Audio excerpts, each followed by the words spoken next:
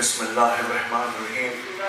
अल्लाहुम्मा रब्बि इश्रह ली सदरी वयस्सिर ली अमरी वहलुल उक़दतम मिन लिसानी यफ़क़हू क़ौली रब्बि ज़िदनी इल्मा। अल्लाहुम्मा सल्लि अला सय्यिदिना शफ़ीना नबीना हबीबना तबीबना मौलाना मुहम्मदिन बारिक वसल्लिम। सल्लु अलैहि सलातो व सलामुन अलैका या रसूलल्लाह सल्लल्लाहु तआला अलैहि वसल्लम। स्टेज पे जलवा फरमा वो शानदार उलमा हज़रात जिनसे आप अभी मुखातिब थे, मेरे सामने बैठे हर इलाके के बड़े ही मुअज़्ज़िज़, बड़े ही एहतराम और इज़्ज़त अल्लाह ने दी ऐसे लोग। मैं आया सबसे आखिरी हूँ, चला सबसे पहले जाऊँगा क्योंकि तबीयत बिल्कुल ठीक नहीं। 4 बजे रात से ये हाल है कि यहाँ आने के बाद मुझे ऐसा लग रहा है बुखार बढ़ रहा है और बहुत ज़ोर से ठंडी लगने लगी। लेकिन मेरा आना ज़रूरी था क्योंकि मेरे बड़े भाई आबिद भाई ने ये कहा था कि इस इलाके में तालीम पर एक अच्छा काम हो रहा है जिसकी हौसला अफजाई करना ज़रूरी है। तो आप यकीन नहीं मानेंगे, 3 लोगों ने उठाकर मुझे खड़ा किया है, तब मैं आपके सामने यहाँ खड़ा हूँ। देखिए, मैं सीधा मुद्दे पे आता हूँ क्योंकि हमारी कौम का जीनोसाइड चल रहा है। छोटे छोटे बच्चों को हलाक किया जा रहा है। इधर उधर की बातें करना इस वक्त बिल्कुल सवाब तो छोड़ ही दीजिए, गुनाह अजीम है। तो बिल्कुल मैं एकदम मुद्दे पे आता हूँ और मेरी अगर कड़वी बातें हों तो मुझे इसलिए माफ़ कर देना क्योंकि मैं घायल हूँ, नगमे नहीं गुनगुना सकता। अल्लाह रब्बुल इज़्ज़त ने जब हम में से हर एक को बनाया तो हमें एक रियाया का सुल्तान बनाया। अल्लाह ने अपने फरिश्तों से कहा कि मैं एक खलीफा पैदा कर रहा हूँ। अब वो खलीफा आज कहाँ पहुँचा है, मेरे पहले जो बोल रहे थे वो बता रहे थे कि 7 साल की उम्र में लेबर करने वाले जो बच्चे जिनकी उम्र सिर्फ 7 साल, उसमें 77% आपकी कौम। उसके बाद आप वलीमों की सजावट देख लीजिए और उसके बाद आप देख लीजिए कि हम किस कदर किन चीज़ों पे खर्चा कर रहे हैं। अल्लाह रब्बुल इज़्ज़त ने जब हमें बनाया तो एक रियाया का सुल्तान बनाया और हमारी मदद के लिए हमारे अंदर 2 चीज़ों को रखा। एक हमारा दिल जिसे इमाम ग़ज़ाली बादशाह कहते हैं और एक हमारा दिमाग जिसे इमाम ग़ज़ाली वज़ीर कहते हैं। इमाम ग़ज़ाली रहमतुल्लाह ने इस दिल को कहा कि ये बादशाह है और दिमाग को कहा कि ये वज़ीर है। और ये दिमाग और ये दिल दोनों हमें इसलिए दिए कि हम अपने रियाया की देखभाल कर सकें। तो आप पूछेंगे कि रियाया कौन है, तो इसका जवाब बड़ा अच्छा है। आपके हाथ पैर से लेकर आपकी आल औलाद बाल बच्चे सब वो आपकी रियाया है। और अल्लाह रब्बुल इज़्ज़त ने इस बादशाह को जो दिल में धड़क रहा है, हम अपनी माँ के पेट में जब होते हैं तो साइंस कहता है तीसरे दिन से धड़कन आ जाती है और हमारा दिल तीसरे दिन से लगातार धड़कता होता है। कितना बड़ा दिल होता है, तो साइंस कहता है कि छोटे बच्चों का दिल उनकी बंद मुट्ठी के बराबर होता है। जितनी बड़ी बंद मुट्ठी उतना बड़ा दिल। और वयस्क बड़े लोगों का जो दिल होता है वो 2 हाथ मिलाने पर जितनी बड़ी आपका साइज बना, दोनों हाथ मिलाने पे उतना बड़ा बड़े लोगों का दिल होता है। दुनिया में हर जगह इसलिए हाथ मिलाने की परंपरा है। जब हम एक दूसरे से हाथ मिलाते हैं और उनकी गर्माहट को महसूस करते हैं तो दिल से दिल का एक रिश्ता बनने की शुरुआत होती है। अब आप अल्लाह के रसूल सल्लल्लाहु अलैहि वसल्लम की सुन्नत देखिए, आप किस कदर बायोलॉजी जानते थे वो देखिए।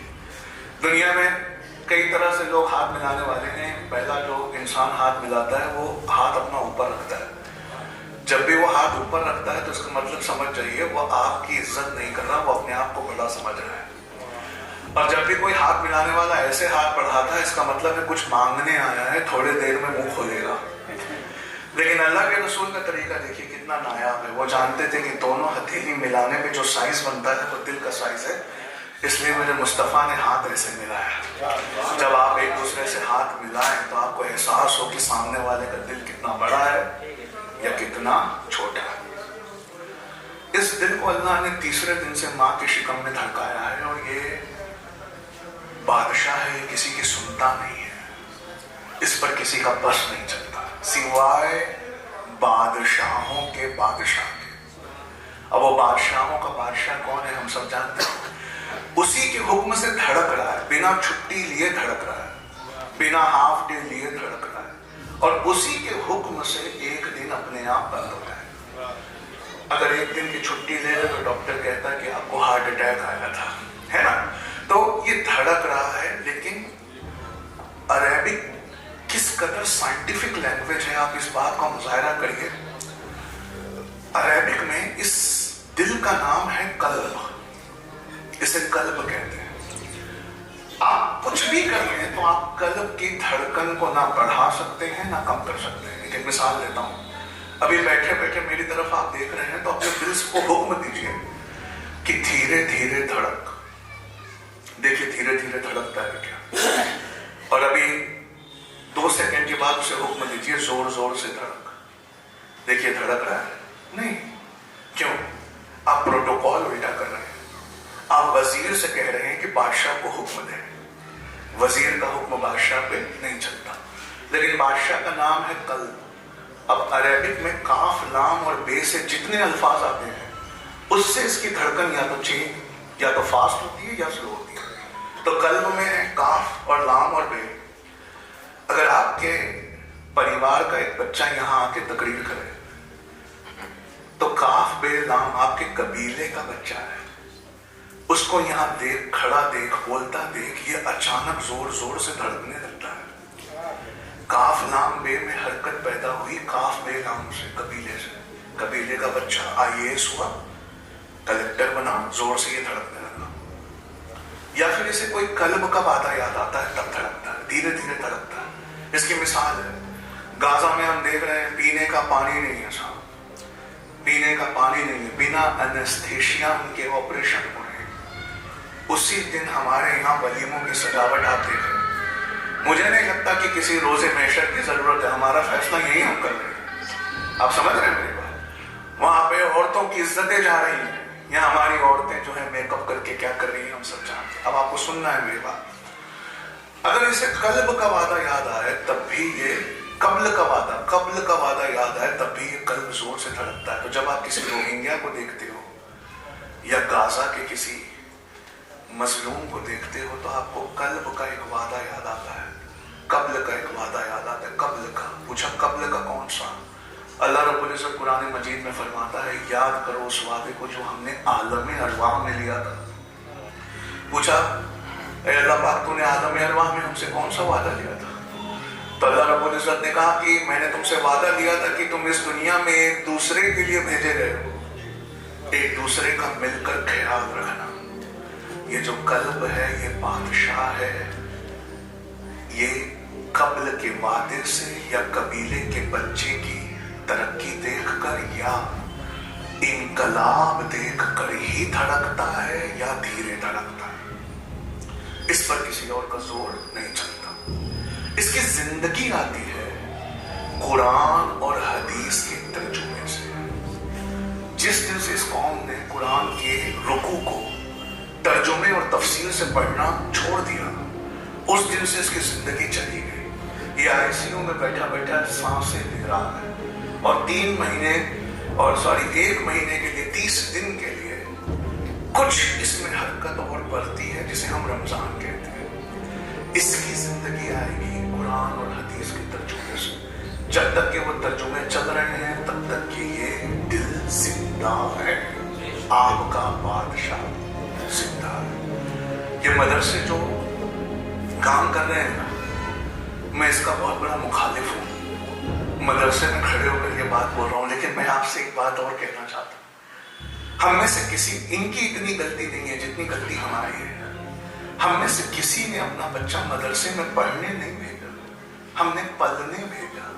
जिसे हम पाल नहीं सकते थे वो उठाकर हमने मौलाना साहब को दे दिया। मौलाना साहब उसको पढ़ा भी रहे हैं, पाल भी रहे हैं। आप लोगों की जो थोड़ी सी मदद मिलती है उसमें उनको कुछ, आपके अपने बच्चे की परवरिश नहीं हो पा रही, ये 30 से 40 बच्चों को पाल रहे हैं। आपको एक आंकड़ा सुना दो, हर 4 भीख मांगने वाले में से इंडिया में एक बच्चा मुसलमान है, हर 4 में से भीख मांगने वालों में से 1 इंसान मुसलमान है। आप इन मदरसों को आज बंद कर दीजिए, हर 4 में से 2 भीख मांगने वाले मुसलमान हैं। ये मदरसे हैं जो हमारे बच्चों को भीख मांगने से रोक रहे हैं। इन मदरसों में इसकी जिंदगी है। आप आज प्रोग्राम के दिन यहाँ आकर बैठे हैं, इसलिए आपका बादशाह कुछ कुछ महसूस कर रहा है। काश आप रोज आकर यहाँ बैठते तो आपका बादशाह भी तवाना होता, वो कुरान की आयतों में छम छम नहाता जैसे हम तरावी में नहाते हैं, और उसकी भी जिंदगी आती, वो भी जिंदा होता। लेकिन इस बादशाह के अंदर अल्लाह ने एक वजीर भी रखा है जिसे हम दिमाग कहते हैं। अल्लाह ने वजीर को जब बनाया तो उसे हुक्म दिया कि अपनी रियाया के लिए हलाल की रोजी का इंतजाम करना। वजीर से कहा कि कलमा ज़कात, हज, हर चीज इस बात पे डिपेंड करती है कि तुमने हलाल की रोजी खाई है कि नहीं खाई है। तो ये हलाल की रोजी का इंतजाम करने किसको भेजा? वजीर को। और इस वजीर से कहा कि इस हलाल की रोजी के लिए तुम्हें यूनिवर्सिटियों में जाना पड़ेगा, तुम्हें उस जमाने के उलूम और फनून सीखने होंगे, तुम्हें कोई अच्छी डिग्री लेनी होगी, और उस डिग्री के चलते एक अच्छी नौकरी पाके अपने और अपने बच्चों के लिए हलाल की रोजी का बंदोबस्त करना होगा।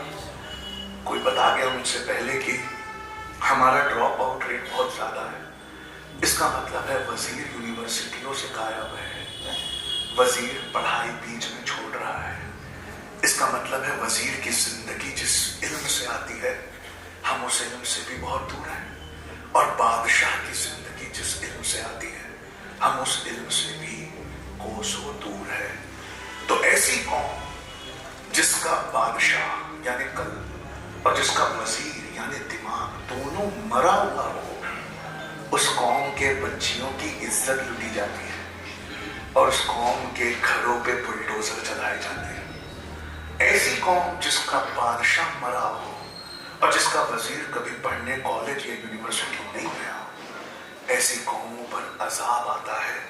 अल्लाह के रसूल की हदीस है, एक वक्त ऐसा आएगा कि लोग तुम पर एक दूसरे को ऐसे दावत देंगे जैसे कि खाने वाला खाने पर टूटता है। हम उस तरफ चले गए। आज ये कितना बड़ा दिन है। मैं इतनी बीमारी में यहाँ आकर इसलिए खड़ा हूँ कि एक बादशाह की तालीम का इंतजाम करने वाला इदारा आज एक कॉन्फ्रेंस मुनक्किद किए बैठा है कि वजीर का पढ़ना भी बहुत जरूरी है। इसलिए मैं आया हूं कि एक बादशाह की तालीम जहां होती जिस मदरसे में, उस मदरसे ने आज ये प्रोग्राम रखा है कि हमारे वजीर का पढ़ा लिखा होना भी बहुत जरूरी है। और एक वक्त आ रहा है अनकरीब, अगर आप नहीं माने मेरी बात आज और यहाँ से उठे और गरम गरम बिरयानी और बोटियाँ, मूसा की कौम पेट भर पानी पी ली, फिर मूसा अलैहिस्सलाम से कहा अब जो तुझ है तुम जानो तुम्हारा रब जाने। हर प्रोग्राम के एंड में खाना रखा जाता है, इमाम साहब मेरा बस चले तो मैं खाने हटवा दूँ। क्यों? जब वो खाना हम पर तारी होता है तो एक अच्छा सा नशा आता है। हर कौम के अपने अपने नशे हैं। मैं जहाँ रहता हूँ वहाँ सरदार ज़्यादा रहते हैं, उनका अपना नशा है। मुसलमान भी वहाँ रहते हैं, वहाँ हर दूसरी होटल बिरयानी की। इसका मतलब है हमारे सबके अपने अपने नशे हैं।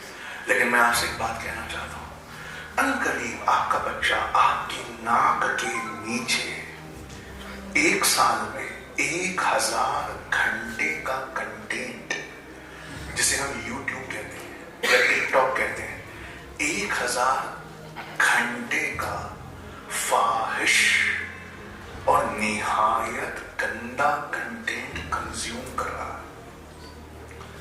वो 1000 घंटे साल में चुपचाप आप ही की नाक के नीचे, अल्लाह के रसूल फरमाते हैं, कुर्बे क़यामत की हदीस है, सल्लल्लाहु अलैहि वसल्लम कहा क़यामत के करीब एक वक्त ऐसा आएगा बाप बेटे के बाजू होगा लेकिन बेटा बाप से सैकड़ों मील दूर होगा। आज उसी सोफे पे बाप बेटे दोनों बैठे, लेकिन बेटा मोबाइल के जरिए बहुत दूर है, बाप के करीब नहीं है।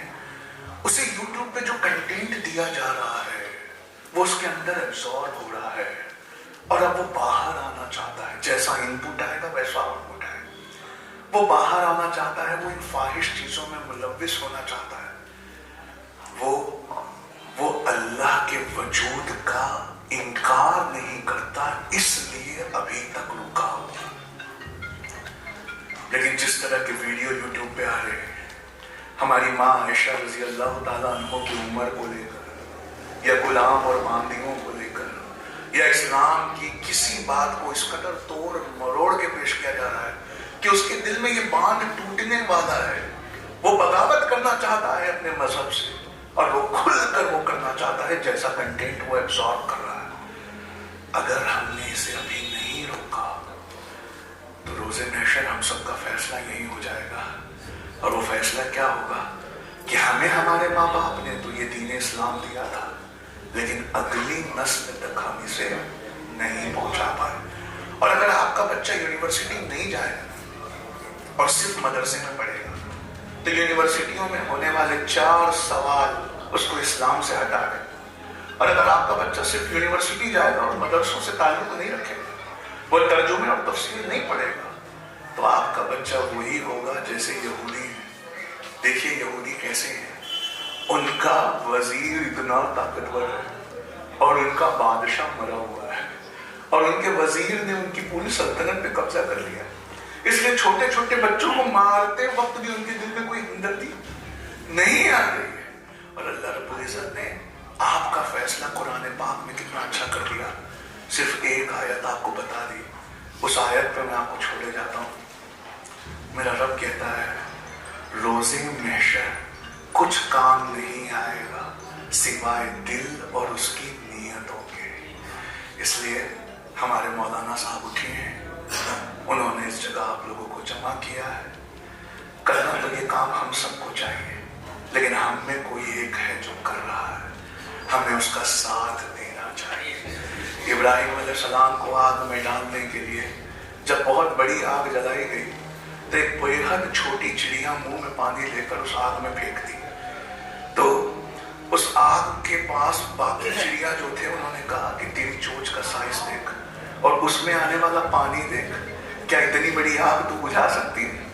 تو اس چڑیا نے مسکرا کے کہا آپ کے لیے میرا رب یہ نہیں پوچھے گا کہ آگ بجھی کہ نہیں, میرا رب صرف یہ پوچھے گا کہ تم نے کوشش کی, تم نے کوشش کی نہیں. اس لیے اپنی حلال کی کمائی میں سے ایک چھوٹا سا حصہ نکالیے. یہ اس چلوں میں پانی کی طرح ہے, اور اسی ادارے میں مولانا صاحب کا ساتھ دیجیے. دین اور دنیا دونوں کی پڑھائی اسی ادارے میں لانے والا پہلا انسٹیٹیوٹ بنیے. بس اسی دعاؤں کے ساتھ میں اپنی بات ختم کرتا ہوں. السلام علیکم.